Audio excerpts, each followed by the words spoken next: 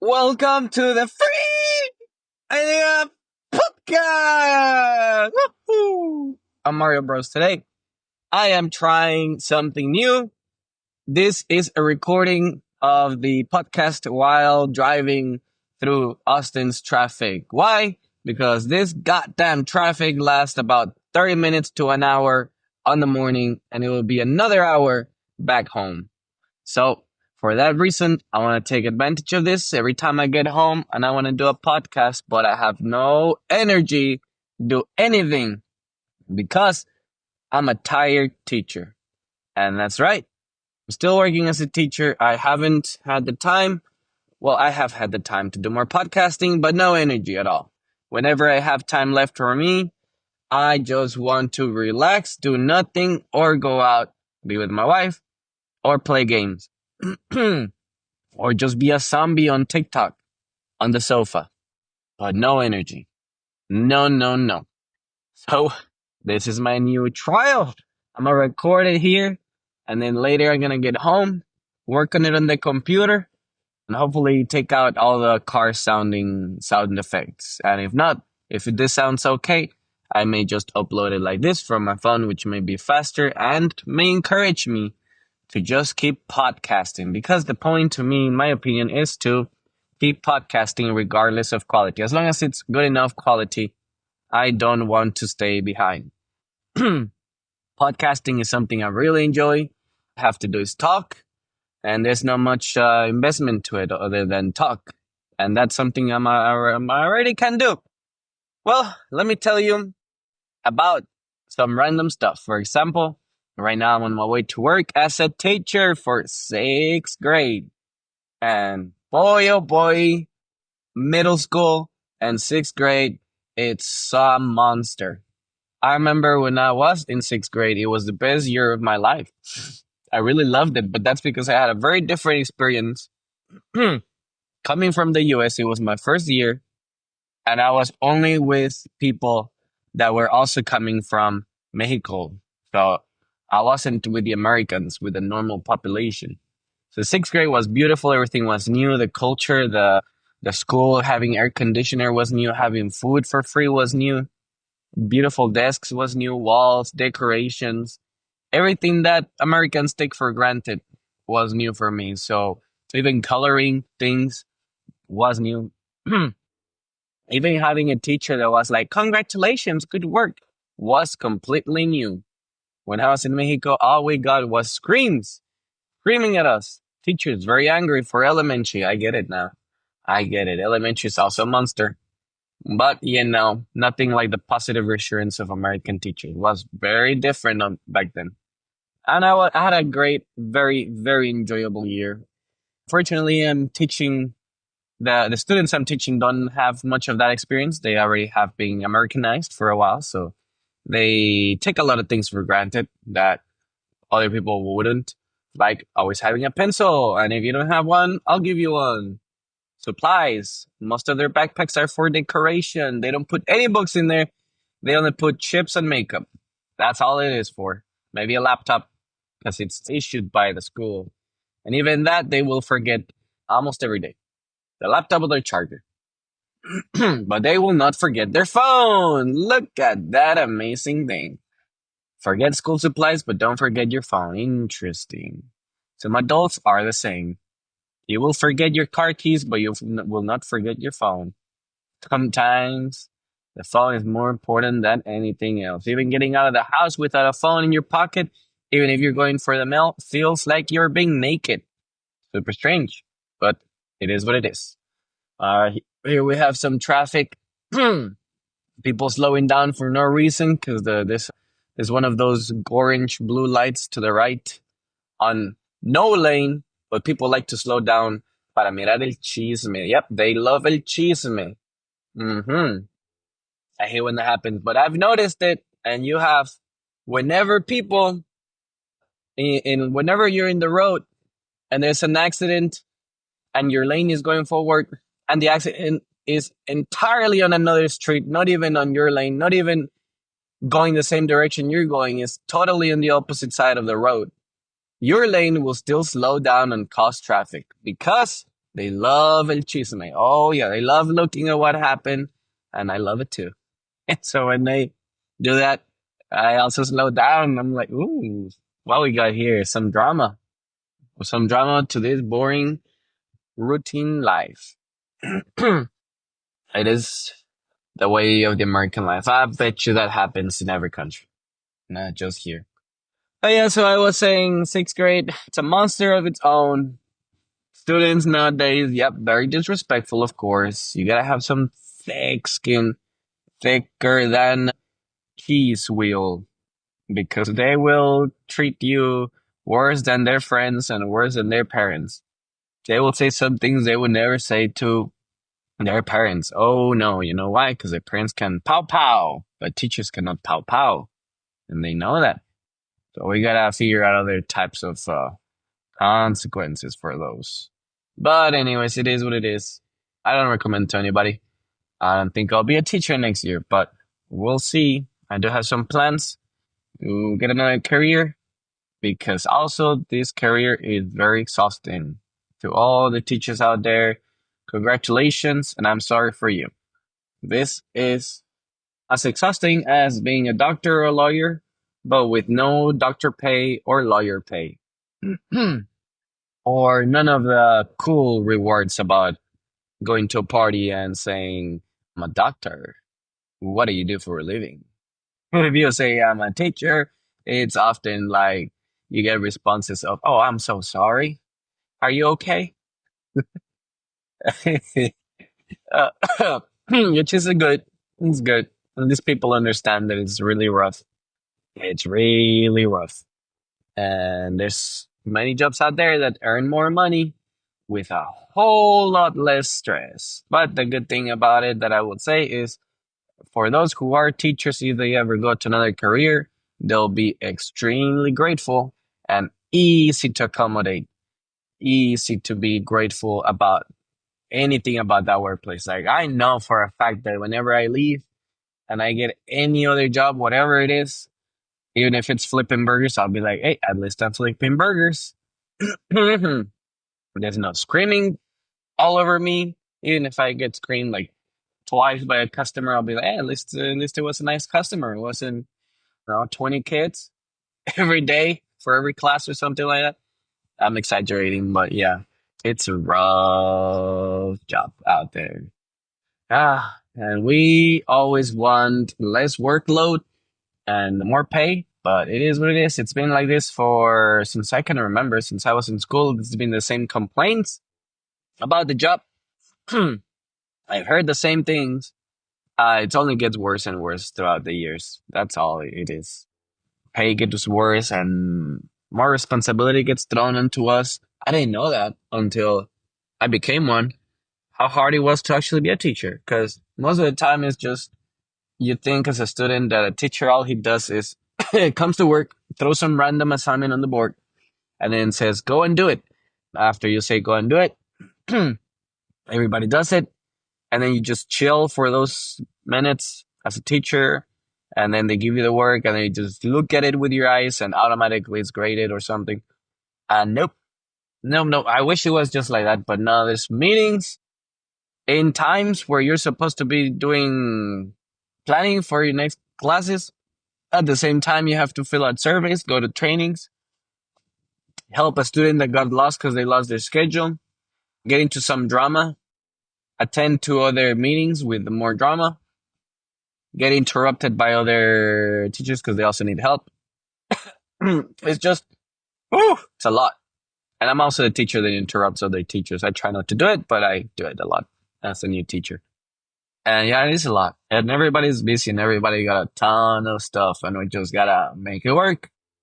Teaching is the only job where, for example, it's so rough that teaching is the only job where you cannot do your job because you were doing your job. That's right. The only job where you cannot do your job because you were doing your job. That's how much stuff they throw at us. What other job is like this? I don't know. Hopefully doctors and lawyers, but I don't know. Even they have to work in a setting where there's peace and quiet. Well, teachers have to do some crazy stuff while the room is chaotic.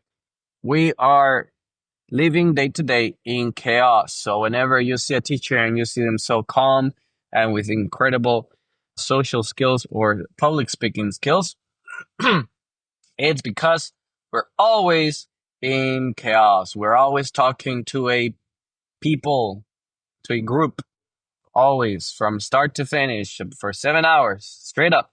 No rest.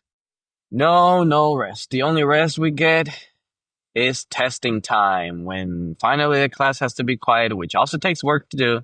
It doesn't just happen because it's a test. No. We have to work on it and teach them how to be quiet. And then it happens, and even then, there's a ton of stuff to do. At least is the only peace and quiet we get. Uh huh.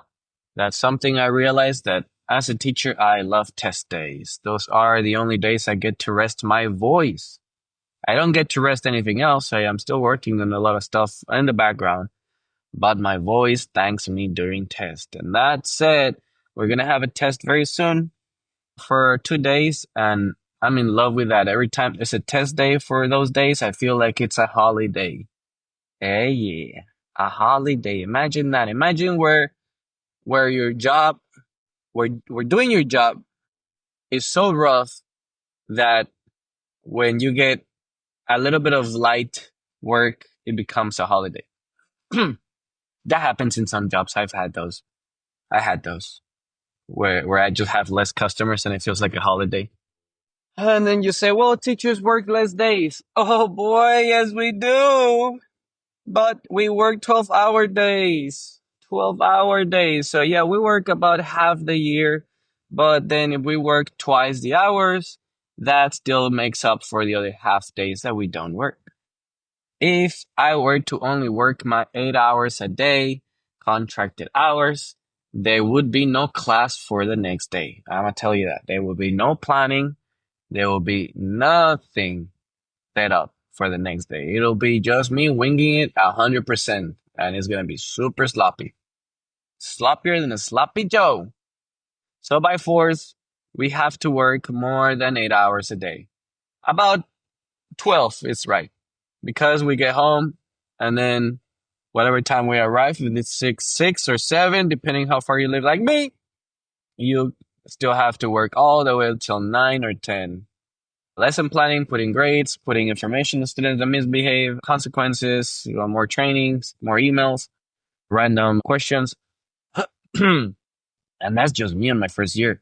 There's people that are way more involved because they have more classes, they have different grades, they have a lot of parent communication, and then they coach the sport. I don't. I just focus on one class, one grade, 5 times a day. It's still hell. And I don't communicate with parents that much either. Only when giving positive notes or consequences, but it's rare. I try to deal with that with my own in classroom consequences, like moving seats and talks one on one or lunch detentions, which is my last thing. Because come on, even giving lunch attention takes away my lunch. So when I give somebody lunch attention, I'm giving myself lunch attention. Look at that. It's like if you want to give a consequence real bad to someone, you are giving that to yourself. It feels like that phrase that I've heard in the memes of the internet, where if a president needed to launch nuclear weapons and missiles, he first would have to kill his right side man and rip his heart to get the code to launch the nuclear weapon. So at least he would have blood on his hands and he would have to kill someone before he kills the entire world. That is an interesting thought. Very, very interesting. And it happens as well in teaching. If I want to give somebody the consequences of being away from their lunch friends, I have to sacrifice my lunch first so I can see their face and give them more work, which means I'm working more instead of resting. So that student must have done something really bad to get that lunch attention. Yep. I don't do lunch attentions lightly. Oh no, I really give like 6 warnings before I do it. Hmm. Or if something happens like a fight. or like a little fight where they get hands on each other, they catch hands, and I'm like, okay, yep, no, this does not mean warning. You already know this is not right. And to all those people that are like, yeah, but you gotta fight in your life once in a while. I was like, yes, yes, you can. But I should not allow it because if I do, I'm sending a message to the entire class that it's okay to fight. And if it's okay to fight, they'll do it more. And if they do it more, it becomes more chaos. And if they think it's okay to fight, they'll think it's okay to do other things. And that's where I have to become the person I never wanted to become and be an angry teacher for anything they do, even things that don't make sense. I have to be like, no, why not? Because no. Hmm. Because no, it's because it's hard to explain to you the complicated chain reaction that is gonna create if you do the thing. Is it's okay if you do this thing, but technically, as the days pass, it's just going to create a chain reaction of other things that you think it's okay to do, and they'll get worse and worse and worse and worse. And this is why you cannot chew gum in your class, cause or eat, because then they'll be bringing sodas, and then they'll spill them on the floor. But it's just the soda, it's my juice. Okay, and then you let them have their juice, and then they take out their makeup, and they start doing makeup, and I'm like, oh, why you let me drink my juice? And no, it just becomes a I think the most important lesson I learned is that they're still kids, even though even if they sound very knowledgeable and they have good points here and there about your rules, even if they make a lot of sense sometimes. There's a reason why things are done the way they are. It's complicated to explain it. So it brings me back to the advice, which is they are still kids, no matter how mature they sound, how knowledgeable, they are still kids.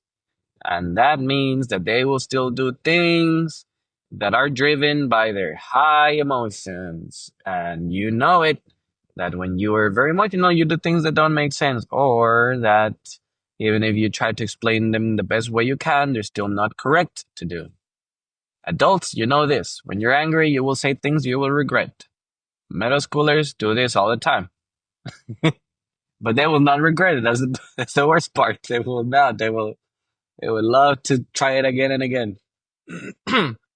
Until something shameful happens, like lunch detention or bringing a parent to sit next to them, or a parent conference, or writing an essay, or some silly consequence. And yeah, I'm on my way. I'm on my way. I'm on my way. So right now, I'm just taking this off my chest and trying something new, which is record on my AirPods Pro using my iPhone while driving a nice car. But not a NASCAR, just a nice car. I'm driving slow in Austin's traffic. Austin's traffic. I'm talking about Austin and the traffic. Why do people want to live here? I tell you why I want to live here. Because other people want to live here. And that's it. Because if other people want to live here, then that makes me have more opportunity to have jobs that have good money and all the other stuff. But unfortunately, it also makes a humongous competition that I don't have the qualifications. So sometimes I think maybe I should move out of Austin because this is a very high level city. If this was a video game, I came here. This is a city level 120, and I came here not as a beginner, not as a level 1, but I came here as a level 15, being like, oh yeah, I'm gonna make it big in here. This is 120 level city. And then I just go ahead and kill a little monster, and it's like, what? I just did 1 damage out of 100 trillion health that he has. And that's me right here with my job hunting.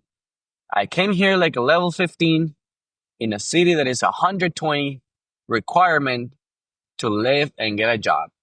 And I'm just like, I want a job. Can you give me a job? And everybody's like, sure, here's a job killing bugs.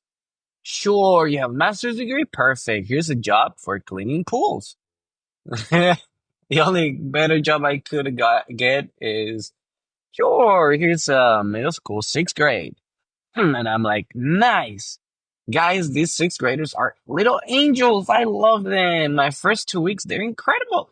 And everybody just laughed and said, wait a month in. And yep, they were truly the words. Now those are little devils. And they love to challenge authority. Oh boy, they love it. They do. From sixth grade, seventh grade, and eighth grade, I thought I had the best, but I don't know. It's up to interpretation. Most people like eighth graders because they're more chill, ready for high school, a little bit more balanced in their emotions. Other people say seventh graders are more whatever type of attitude, like I don't want to do anything. And then sixth graders are like whatever type of attitude, I don't want to do anything. Plus, let's make some drama.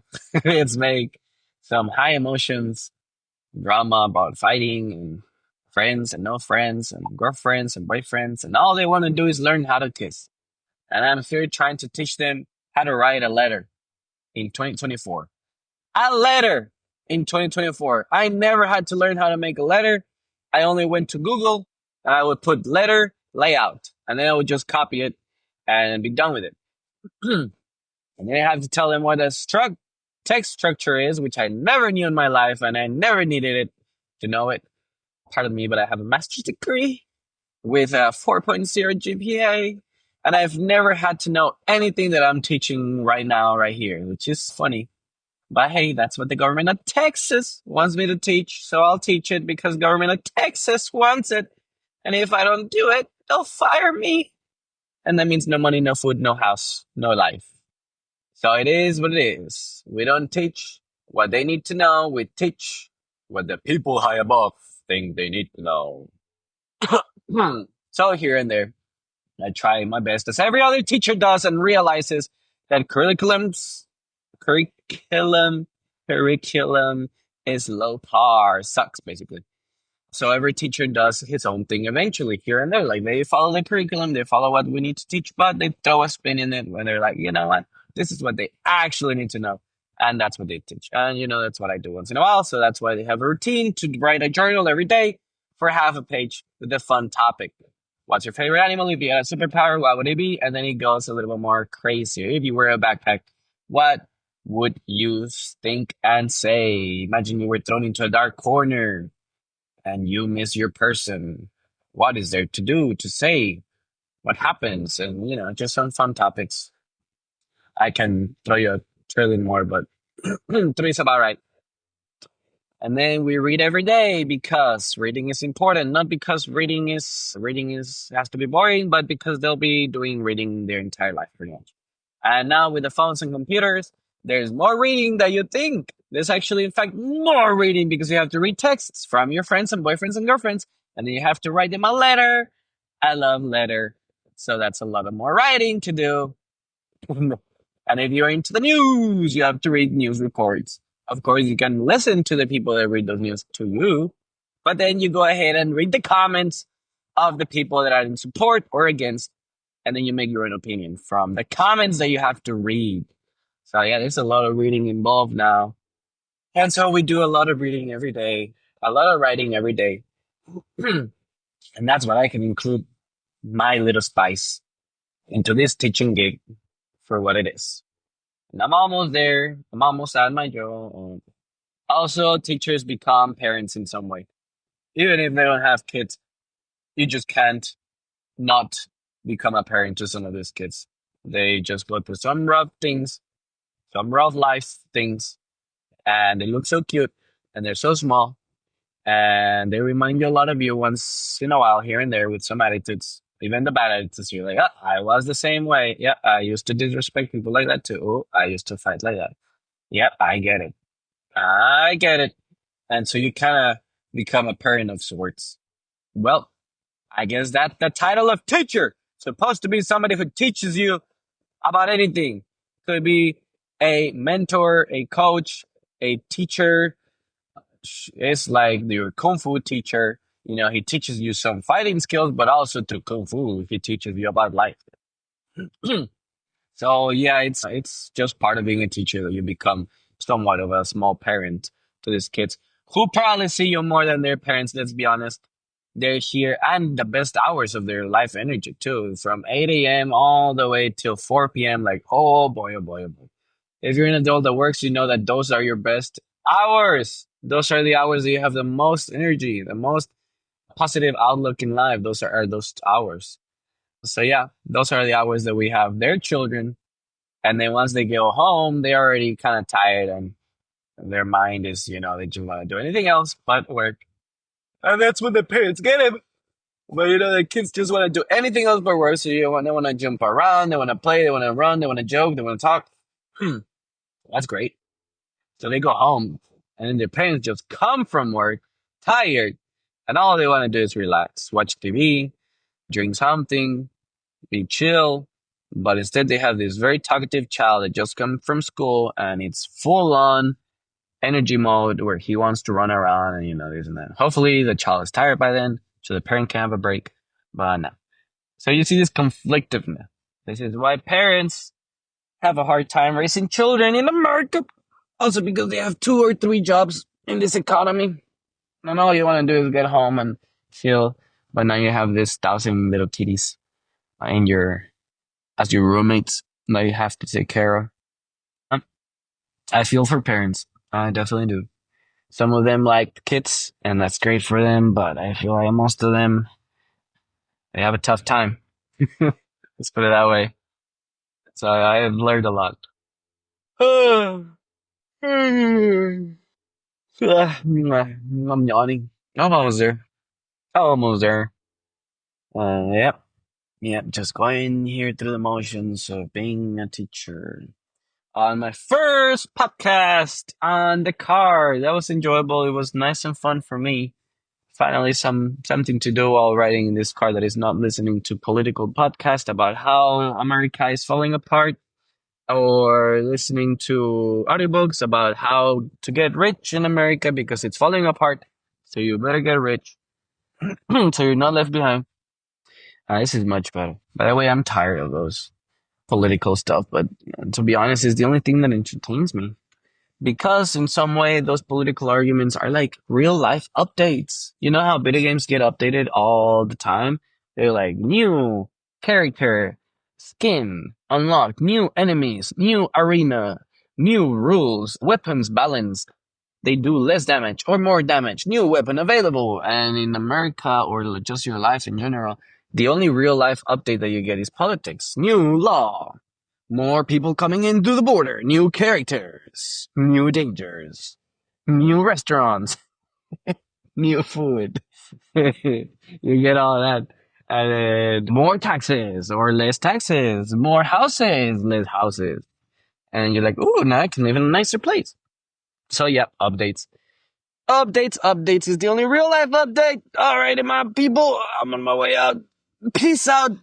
Thank you for listening. See you soon.